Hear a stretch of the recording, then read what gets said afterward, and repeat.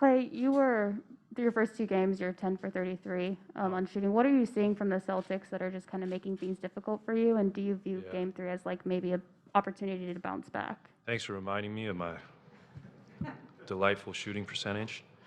But I mean, when I watched the film, I probably seemed a little rushed. I wasn't underneath my shot. But this is nothing I'm immune to. I've been through shooting slumps before, and the best part is it's how you respond. So come game 3, I'll probably not do much differently rather than just play with great pace and hunt great shots. Because when I tend to do that, I tend to have the big night. And most importantly, you know, feels good going for 4 for 19 and winning by 20. Like, I'd rather do that than go 13 for 19 and lose by 10. Been there, that's never fun. Question from CJ here in the middle. Klay, what are some of the keys to playing in an environment like TD Garden? Probably not giving away possessions, limiting turnovers, taking great shots. That's probably starts with myself. And then just playing as hard as we did game 2 with that force. We know this team plays very well at home. And, usually on our championship runs, you have to get a road win or two to complete the mission. So this is not a new scenario for us. And it comes down to just playing that brand of Warrior basketball that allows us to be successful. Next one on the left. Sorry for the oddity of the question, Clay. When you go around the NBA, do you ever notice the rims ever being different at arenas, or are they all the same? Some might have a little more give than others. Some places the rims might see a little tighter, but it's rare. I mean, that's a very, but not really. They all seem 10 feet, and they all seem the same size and circumference. So I try not to overthink things. The more simple. So seems like the same rim I grew up playing on, and these have a little more give though, especially compared to the rims at recess, the double rims. Those things are stiff. Next question in the back right.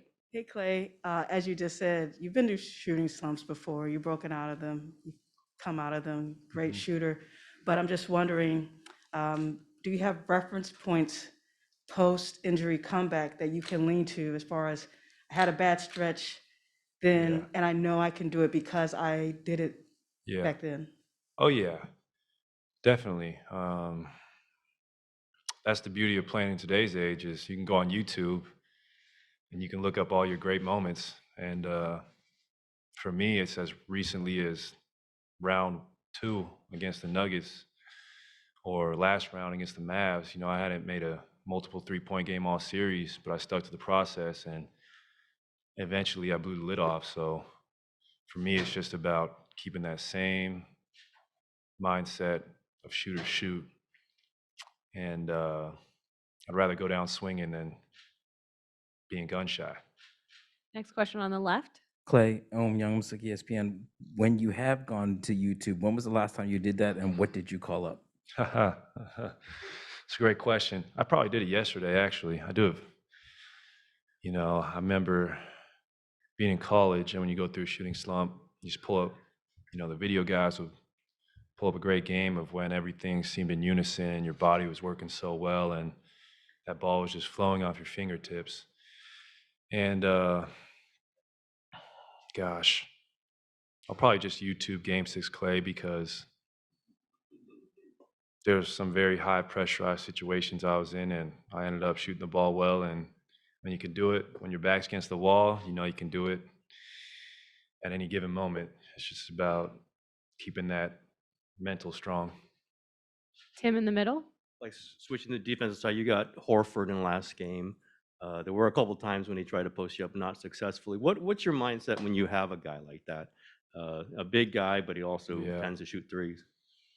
Al killed us that first game. I think him and White were instrumental in their victory. So when I play a big guy like that, you got to get underneath them kind of because, you know, they can shoot over the top of you. So use your quickness and try and just, gosh, I don't want to give away too much of the scouting report, but yeah, just use your quickness and play that physical brand of defense that Draymond was playing. That kind of propelled us to a victory, and we followed his lead, and I think that force was key. Monty on the right. Monty Poole, NBC Sports Bay Area. Clay, how much of your confidence, you talked earlier about staying with the process and just staying online, how much of that is based on your history and basically knowing that pretty much every playoff series you guys have played, there's at least a game where you show up and you do something crazy. How much of your confidence is knowing that it's going to come? Like you said, just studying the history of my career and realizing that, you know, it's not a linear progression. It could be nights where I'm hitting everything or I'm not hitting the rim at all. It's just about realizing that like greatness takes time and it doesn't happen overnight. And for what I've been through the last couple of years, I will gladly be in this position, especially considering where I was at last year during June. Me and Rick Celebrini in the gym, just us two in the arena is empty. There's no fan, there's nobody in the Bay during that time. So to be back here on this stage, just got to remind yourself to keep working because it's a blessing and it's really an honor to be here. Last question in the middle. Clay, Shane Young with Forward Sports. You all have faced a lot of teams that like to switch your off-ball actions. Houston tried to do it effectively. Does Boston, does something separate Boston in terms of how they're able to do it? I don't think so. I think it's I think we've seen every type of defensive scheme at this point over a decade. Basketball is not that complicated, you know. You either, yeah. So I think we've seen every type of defense, whether it was blitzing the ball screen up top or, like you said, switching every off-ball pick or every pick and roll. We just got to watch film, and we develop counters for them. And I will not tell you those because we know why. Thanks, Clay. That was easy. Nice.